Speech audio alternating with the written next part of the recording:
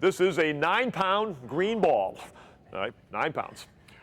And the reason I use this for coaches of your age group is roughly a 30 to 40-year-old grown man playing basketball with this would be roughly a 3rd or 4th grader playing with a regular basketball.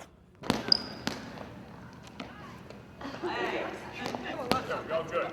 You feel like you stick, you can hit it with that. Action. You put the adults out on the floor, they begin to realize how difficult some of this stuff is. And I'm not showing them a whole lot of difficult stuff because I'm staying to the basics and the real simple stuff. But they have trouble with it. And hopefully this will give them the realization that maybe this isn't all that neat. I mean, maybe I should teach it to a very young level and teach it at a fundamental level, because I was out there myself doing Bigelow's drills. And they were darn tough. The inside pivot, or, forward and backwards, is something that kids can learn, especially at the 7th, 8th, and 9th grade level. The kids that were out here, that's a pretty difficult task for them. If they can even learn to spin or pivot this way, that's pretty good. Just to pivot out of danger, to get away from defenders. Pivoting, as a coach once told me, is a way you can get somewhere without traveling and without dribbling. It's a way you can get somewhere. You can clear your spot, look somewhere else, get away, at least briefly, from somebody. All right. We're going to try and teach Kate and Dana how to dribble without looking at the ball. And the way I do this is to let them dribble the ball with their strong hand, but you have to look at my hand, and I'm going to flash fingers. So go ahead. Here we go. And you have to tell me fingers. 4, 5, 0, 2, 2. Crossover dribble. So you're right here. Just work slowly, but try to keep your head up so you can see my fingers. Ready? Go. 2, 4, 5, 0, 1, 4, 5, 1. That's okay. Think of what those 6th graders will do. They'll have a blast with this. The harder the effort for the kids to play it right, whatever that means, the harder the effort's going to be for the adults. So Tim is going to play defense on me, right in front. But Tim, as I move forward, you're just going to move backwards. What I'm trying to do is I'm trying to get the basketball child interested and comfortable with someone being nearby. Because if you're going to play basketball, there's going to be a defender somewhere nearby.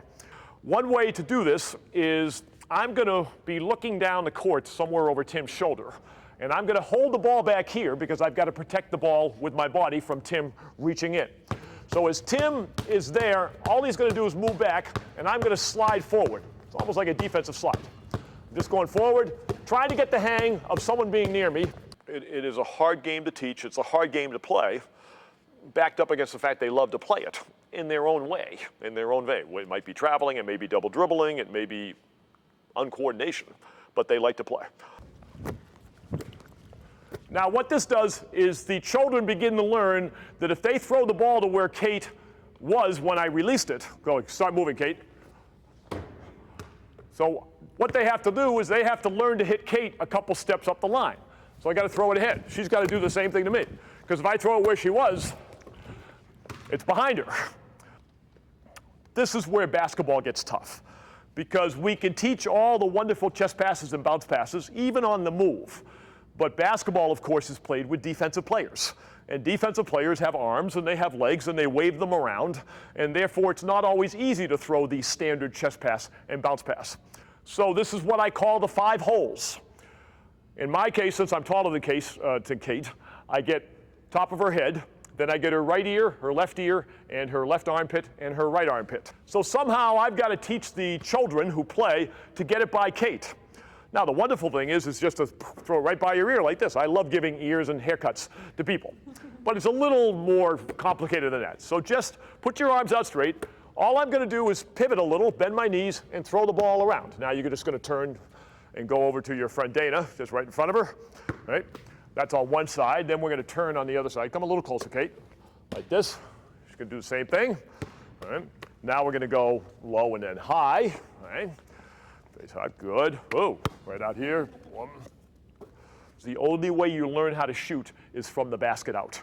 If you can't shoot short, you're never really going to be a good long shooter. So you've got to understand that. Now, my rule of thumb is pretty simple. If you can't hit 3 shots in a row undefended from a spot, that's probably not your range. All right? So here are my 13 spots. If you're writing this down, I'm not going to shoot all the shots. But here are the 13 spots that I've often advocated. Inside the lane, right side or left, you can start either side. This would be one spot. Number 2 would be in front. Number 3 would be the other side of the lane, inside. So that's your first 3 semicircle. The next 5 are one step out. 4, 5, 6, 7, 8. The next semicircle would be the last 5. 9, 10, 11, 12, 13. So those are 3 concentric half circles, 13 shots. And what I tell the kids is, can you hit 3 in a row undefended from each of those spots by now till the end of the season, till March 1st? It's been a real revelation for me the last 20 years because I've had a chance to contribute to the game I like so much, and at the same time contribute to a whole wealth of a whole lot of adults who love the game and want to share the game, and maybe like I was 25 years ago and not necessarily know how to teach the game. You stay on the wing where you were. He comes up to the top. Now he can do something else. Get open, let the offense receive. Defense, okay, now you can set a screen or go away. Cut, you just cut. Okay, Heather, don't forget, you got to dribble in this game. Don't forget, no, one hand. There you go, good. One hand dribbles, excellent. Okay, now set a screen away. All right, keep the shape, excellent. Because basketball is so popular in this country, where there's so many gazillion kids playing, we need a half a gazillion adults to help teach it. And so many just don't have that professional background, that physical education, that child development background.